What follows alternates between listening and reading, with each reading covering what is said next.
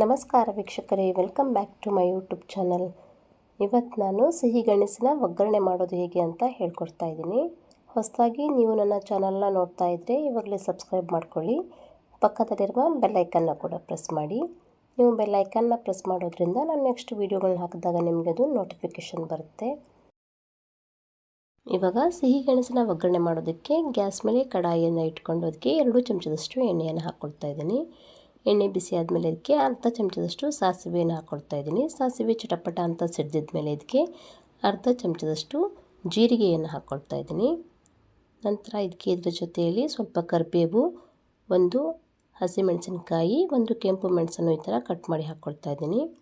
ನಂತರ ಇದಕ್ಕೆ 1 ಈರುಳ್ಳಿಯನ್ನು ಚಿಕ್ಕದಾಗಿ ಕಟ್ ಮಾಡಿ ಇಟ್ಕೊಂಡಿರೋದನ್ನು ಹಾಕ್ಕೊಳ್ತಾ ಇದ್ದೀನಿ. ಇದೆಲ್ಲವನ್ನು ಹಾಕಿದ ಮೇಲೆ ಇದನ್ನು ಚೆನ್ನಾಗಿ ಫ್ರೈ ಮಾಡ್ಕೊಳ್ತಾ ಇದ್ದೀನಿ.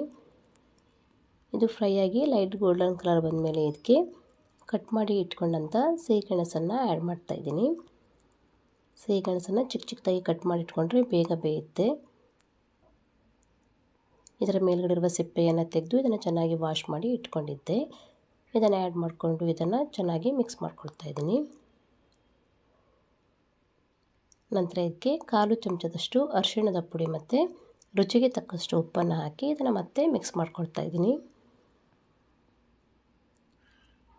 ಇದು ಈ ಥರ 1 2 3 ಸೆಕೆಂಡ್ಗಳ ಕಾಲ ಫ್ರೈ ಆಗಿದ್ದ ಮೇಲೆ ಇದಕ್ಕೆ 1 ಕಪ್ ಆಗುವಷ್ಟು ನೀರನ್ನು ಹಾಕಿ ಇದನ್ನು ಚೆನ್ನಾಗಿ ಮಿಕ್ಸ್ ಮಾಡಿ ಮುಚ್ಚಳವನ್ನು ಮುಚ್ಚಿ ಇದನ್ನು ಒಂದು 5 ನಿಮಿಷ ಬೇಯಿಸ್ಕೊಳ್ತಾ ಇದ್ದೀನಿ. ಮಧ್ಯೆ ಮಧ್ಯೆ ಇದನ್ನು ಮಿಕ್ಸ್ ಮಾಡ್ಕೊಳ್ತಾ ಇರಿ, ಇಲ್ಲಾಂದರೆ ಸೇದೋಗ್ಬಿಡುತ್ತೆ. ಇದನ್ನೊಂದು ಸ್ವಲ್ಪ ಬೇಯೋಕ್ಕಿದೆ ಮತ್ತು ನೀರು ಕೂಡ ಡ್ರೈ ಆಗೋಗಿದೆ. ತುಂಬ ನೀರನ್ನು ಹಾಕ್ಕೊಳ್ಬೇಡಿ, ಇದು ಬೇಗ ಬೆಂದ್ಬಿಡುತ್ತೆ. ಅದಕ್ಕೆ ನೀರನ್ನು ನೋಡ್ಕೊಂಡು ಹಾಕ್ಕೊಳ್ಳಿ.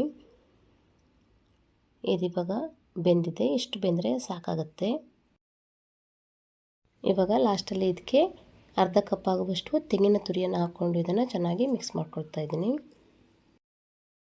ಸಿಹಿ ಗೆಣಸು ತುಂಬ ಬೇಗನೆ ಬೇಯೋದ್ರಿಂದ ಇದು ಮಾಡೋದಕ್ಕೆ ಟೈಮ್ ಕೂಡ ತುಂಬ ಬೇಕಾಗೋದಿಲ್ಲ, ಬೇಗನೆ ಮಾಡಿ ಮುಗಿಸ್ಬಿಡ್ಬೋದು.